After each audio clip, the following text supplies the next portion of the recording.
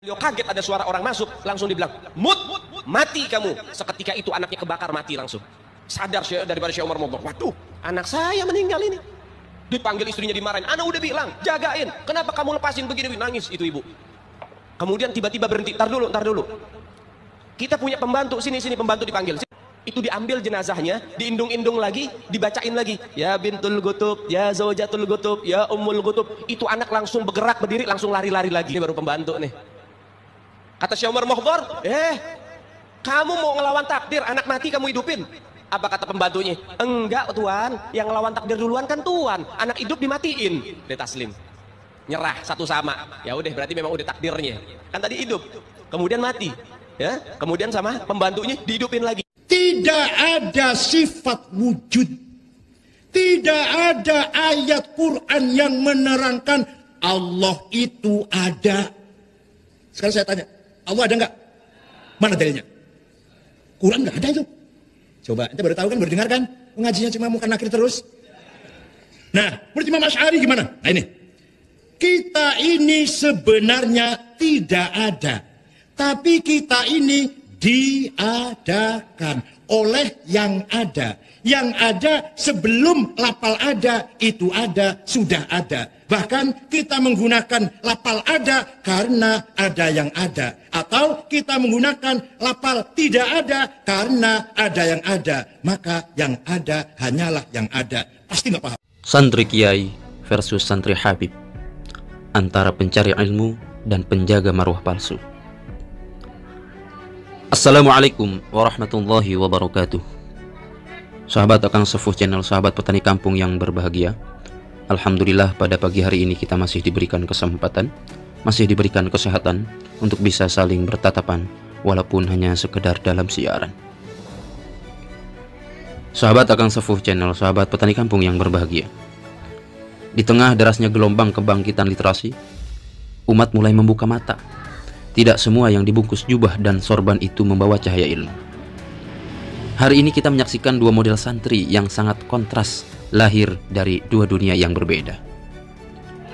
Santri Kiai lahir dan dididik di pesantren ulama. Mereka ditempa dengan kitab-kitab klasik, dilatih untuk mengkritisi, dan diajarkan untuk menundukkan ego di hadapan kebenaran. Bagi mereka, ilmu adalah jalan kemuliaan. Mereka tak peduli siapa yang mengucapkan, yang penting adalah hujjah, dalil, dan amanah keilmuan. Sedangkan Santri Habib, di sisi lain, bukan dibentuk untuk menjadi ulama, tapi lebih seperti pelayan simbolik. Mereka tidak dididik untuk meneliti atau menimbang kebenaran, tapi untuk mendawir, mengulang pujian kepada sosok Habib, membela kehormatan nasab, bahkan jika ternyata nasab itu sedang dipertanyakan validitasnya. Mereka tidak hidup di bawah bimbingan ilmu, tapi di bawah bayang-bayang fanatisme keturunan. Dan inilah pangkal masalah kita hari ini. Polemik nasab Ba'alwi telah membuka tirai lama yang selama ini ditutup rapat. Ketika fakta ilmiah, sejarah, dan bukti DNA mulai mengungkap bahwa ada celah serius dalam klaim Ba'alwi sebagai keturunan Nabi, apa reaksi para santri Habib? Apakah mereka kembali kepada ilmu? Tidak. Yang terjadi adalah gelombang pembelaan membabi buta, pengalihan isu, dan intimidasi terhadap pihak-pihak yang berani bertanya. Padahal dalam Islam, kebenaran tidak mengenal privilege nasab. Umar bin Khattab bukan anak Nabi, tapi ia lebih mulia dari jutaan keturunan palsu. Abu Lahab adalah paman Nabi, namun tercela sehingga termaktub dalam Al-Quran. Lantas, mengapa hari ini kita seolah dipaksa menunduk kepada klaim nasab yang tak terbukti? Santri Kiai pasti akan bertanya, mana sanadnya, mana buktinya? Tapi santri Habaib hanya akan menjawab, jaga adabmu, jangan lecehkan dzurriyyah. Padahal, adab yang sejati adalah adab terhadap kebenaran, bukan adab terhadap klaim tanpa dasar. Inilah saatnya umat Islam membedakan, apakah kita membela ilmu atau hanya membela simbol? Apakah kita ingin melahirkan generasi yang kritis dan merdeka, atau budak rohani yang hanya bisa mendawir dan membungkam? Saksikan penjelasannya di video kali ini. Sahabat Puja Sumatera, polemik tentang nasab Ba'alawi ini apabila dibahas oleh kalangan Nahdlatul Ulama, maka akan menjadi baik untuk menjaga marwah keturunan Nabi yang otentik. Namun jika polemik ini diangkat oleh pihak di luar NU, sebut saja Salafi Wahabi atau yang sejenisnya, maka seringkali pembahasannya akan keluar dari rel yang proporsional. Akibatnya, berkembanglah persepsi pemahaman yang menyimpang, seperti yang menuding bahwa pesantren adalah sarang feodalisme dan simbol kemunduran. Polemik nasab Ba'alawi ini ibarat dua mata pisau. Ia membawa manfaat dan buruk. Manfaatnya, banyak dari klan Ba'alawi kini mulai rendah hati, tidak lagi gemar mendawir gelar kehormatan, meskipun masih enggan sepenuhnya melepaskan predikat Habib. Namun di sisi lain, polemik ini juga berdampak buruk bagi masyarakat awam karena dinarasikan oleh orang di luar NU. Banyak dari mereka yang akhirnya tidak lagi percaya akan keberkahan atau barokah, menolak konsep keramat, bahkan merembet dan menuduh bahwa pesantren adalah sarang feodalisme dan tempat yang membawa kemunduran bagi umat. Sahabat Puja Sumatera, tidak ada yang menyangkal bahwa pesantren sebagai lembaga pendidikan agama tertua di Indonesia telah menunjukkan kontribusinya dalam dinamika perjalanan bangsa ini, baik pra maupun pasca kemerdekaan. Mulai dari sejarah, ciri khas atau metode pembelajaran, jaringan intelektual, hingga lulusan-lulusannya menjadi bukti nyata betapa sebetulnya pesantren tidak bisa dipandang sebelah mata. Itu artinya pesantren mempunyai akar sejarah kuat yang barangkali tidak akan ada habisnya untuk dibicarakan. Namun akhir-akhir ini, dunia pesantren dibuat gempar oleh sejumlah oknum di luar NU yang memiliki pemahaman untuk menjatuhkan marwah pesantren NU. Salah satu yang ditilik adalah praktik feodalisme dan kebiasaan pesantren. Sebelum kita melangkah lebih jauh, admin ingin menekankan, jangan samakan feodalisme ala Habib Ba'alawi dengan feodalisme ala pesantren NU di Indonesia. Di pesantren NU diajarkan ilmu untuk dapat memahami ilmu, yang dibangun di atas fondasi adab. Pesantren NU bukan sekadar tempat mendengarkan cerita-cerita ulama terdahulu, melainkan institusi ilmu yang penuh perjuangan dan transformasi ruhani guru kepada santri.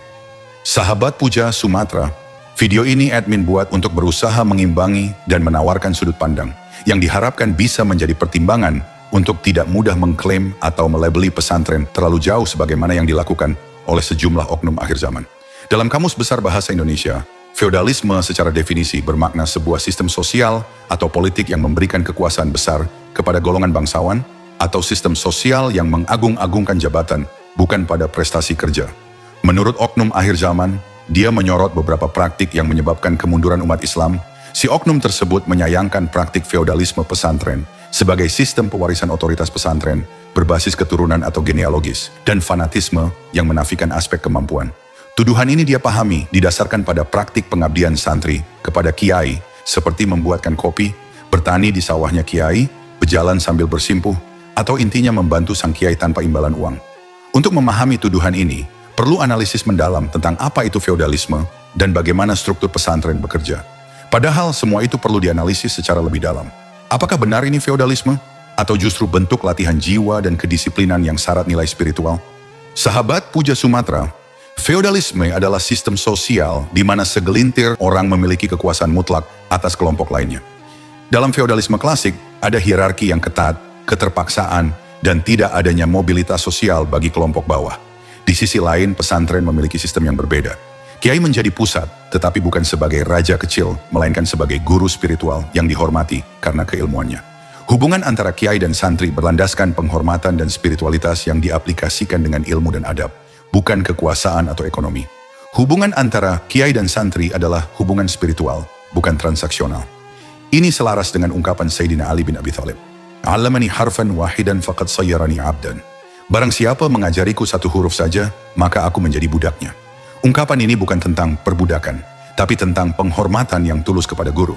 Pengabdian santri bukan eksploitasi, tapi bentuk latihan batin, pembentukan adab, dan wujud nyata dari kerendahan hati di hadapan ilmu.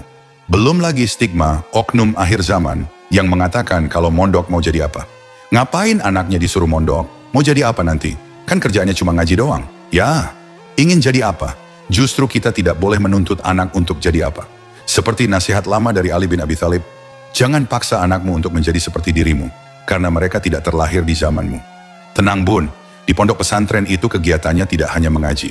Kalau hanya mengaji itu namanya bukan mondok, melainkan tahlilan atau yasinan. Pesantren juga mengajarkan ilmu umum, bahkan banyak pesantren yang telah menyediakan pendidikan formal hingga jenjang kuliah. Yang membedakan adalah adanya ilmu adab, tata krama, tepo seliro yang tidak diajarkan di sekolah umum. Pandangan sinis terhadap santri juga, hingga sekarang ini masih terus terjadi dan secara tidak langsung menciptakan stratifikasi sosial di masyarakat akhir zaman. Stereotip negatif oleh masyarakat akhir zaman terhadap santri, contohnya seperti meremehkan kapasitas dan kapabilitas santri dalam bekerja dan menjadi orang yang mapan. Stereotip ini didasarkan pada kenyataan di lapangan yang menunjukkan kualitas pendidikan umum santri yang rendah, seperti hanya lulusan SMA, SMP, SD, atau bahkan tidak pernah sekolah sama sekali, dan saat pulang dari pesantren hanya jadi petani. Santri dipandang rendah karena aktivitasnya hanya mengaji dan tidak mempunyai gelar akademis untuk bekal mencari kerja. Di lingkungan masyarakat akhir zaman, terkadang kita melihat orang tua yang menolak menikahkan putrinya yang seorang sarjana dengan seorang santri. Orang tua tersebut menilai derajat putrinya yang sarjana lebih tinggi dan bermartabat dibandingkan dengan santri. Mereka juga memiliki kekhawatiran bahwa menikahkan anaknya dengan seorang santri justru akan menjadikan hidup putrinya menjadi miskin dan melarat. Jika kita ingin bersikap adil dalam berpandangan, maka perbandingan pun harus dilakukan secara setara. Misalnya, bandingkan orang yang mondok dengan serius dan tamat dengan orang yang tidak mondok, tetapi juga serius dan tamat dalam sekolahnya. Begitu pula, bandingkan orang yang mondok tapi tidak tamat dengan orang yang tidak mondok, namun sama-sama tidak tamat ditambah kecanduan game online.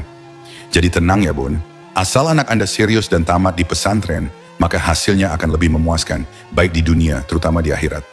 Sahabat Puja Sumatera, oknum akhir zaman menganggap tempat sistem atau fenomena pengkultusan kepada sosok tertinggi pesantren, dalam hal ini adalah kiai, masih berkembang.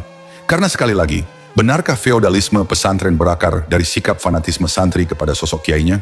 Kalaupun iya, argumen ini bisa kita uji setidaknya dengan melihat salah satu elemen pesantren, yakni dalam soal pengangkatan pengurus pesantren. Benarkah pengurus pesantren diangkat tanpa kualifikasi? Buktinya tidak. Apakah kualifikasi pengurus pesantren diukur sejauh mana mereka pro pada kiainya? Tentu juga tidak. Mereka diangkat karena kualitas ilmunya agar dapat menjadi contoh santri yang lain. Lantas di mana letak feodalisme pesantren yang sebenarnya terjadi? Sahabat Puja Sumatera, selain itu pewarisan otoritas keagamaan di banyak pesantren memang boleh diakui sebagai model dinasti. Hanya saja, patut dipertanyakan ketika oknum akhir zaman justru melihat hal itu sebagai fanatisme belaka yang bermuara pada letak feodalisme yang sebenarnya. Atas dasar tersebut, admin rasa perlu diperjelas dan dipikirkan secara matang soal upaya membangun fanatisme melalui dinasti dalam konteks pesantren. Dinasti dalam konteks pesantren tidak sama dengan dinasti dalam konteks negara atau kerajaan. Dengan demikian sangat tidak logis jika pesantren harus disamakan. Sebab asal-usul negara juga tidak terlepas dari budaya manusia untuk berkelompok di suatu wilayah tertentu yang kemudian mereka sepakati bersama. Itu salah satunya. Makanya tak heran kalau sejarah perang merebut wilayah terjadi karena teritorial suatu wilayah adalah satu unsur urgen dalam terbangunnya sebuah negara. Lantas, benarkah pesantren itu berdiri sebab ada kesepakatan antara para santri dan kiai untuk membangun sebuah lembaga atau sistem bernama pesantren? Tentu tidak. Santri di pesantren pada hakikatnya adalah tamu kiai. Santri tidak mempunyai hak untuk menempati pesantren tanpa seizin kiai. Sebab pesantren adalah milik kiai dan santri adalah tamunya. Berbeda dengan rakyat dalam konteks dinasti sekalipun, di mana rakyat punya hak atas wilayah itu dan mereka tentu bukan sebagai tamu. Itulah logikanya. Karena pesantren mengedepankan kualitas ilmu dan adab, maka ketika ada santri pintar yang kemudian diambil menantu, hingga pada akhirnya juga mewarisi otoritas pesantren itu sendiri. Realitas ini banyak ditemukan di berbagai pesantren, bahkan juga tak jarang menciptakan dinasti-dinasti yang lain. Dalam artian, generasi antar ke generasi penerus pesantren, tidak lantas semuanya bernasab lurus pada pendiri pesantren atau generasi awal. Secara otomatis, realitas ini sekilas mematahkan anggapan pesantren sebagai sistem yang dirancang untuk berdinasti. Sahabat Puja Sumatera, realitas ini menunjukkan bahwa tidak semua penerus pesantren memiliki hubungan darah dengan pendiri awal. Ini sekaligus membantah anggapan bahwa pesantren adalah sistem feodal yang tertutup dan tidak egaliter. Pesantren justru adalah bengkel moral bagi siapapun, bahkan bagi para pezina, pemabuk, dan orang-orang bertato. Mereka semua diterima sebagai santri. Pesantren adalah rumah pertobatan dan tempat penyucian jiwa. Masihkah kita tega menyebutnya tidak egaliter? Bahkan di akhir zaman ini, hanya pesantren tempat yang masih aman dari anak-anak yang kecanduan game online dan judi online. Ironisnya, di masyarakat justru pesantren dijadikan alat ancaman. Kalau nakal, saya mondokin kamu. Seolah pesantren adalah tempat buangan. Ini menunjukkan miskonsepsi besar terhadap pesantren. Respons terhadap kritik haruslah proporsional, bukan reaksional. Sahabat Puja Sumatera, Admin ingin mengakhiri dengan hikmah dari Sayyid Muhammad Alawi Al-Maliki. Waladus syaikhi syaikhun fil ihtiram, wa tabjili la fil ilmi wal masyikha. Hadha idha kana ala minwalihi wa manhaji, wa illa falas. Putra seorang guru tetap dianggap guru dalam hal penghormatan, tetapi bukan dalam urusan ilmu atau keguruan, itu pun jika ia mengikuti jejak ayahandanya. Jika tidak, maka ia tidak pantas untuk dihormati. Demikianlah sahabat, dikutip dari berbagai sumber. Jika ada dari sahabat yang memiliki pendapat berbeda, silakan tulis di komentar. Dengan selalu menjaga prinsip BNBR, be nice, be respectful.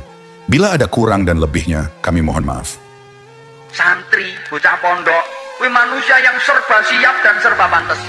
Mulai teko pondok, dadi apa wae pantes. Mulai teko pondok dadi petani, pantes. Mulai teko pondok dadi pedagang, pantes. Mulai teko pondok dadi ustaz ustazah, punya kiai, banget pantes sih. Mulai teko pondok dadi polisi, dadi tentara, pantes. Dan banyak polisi, tentara, alumni pondok pesantren. Mulai teko pondok dadi anggota legislatif, pantes.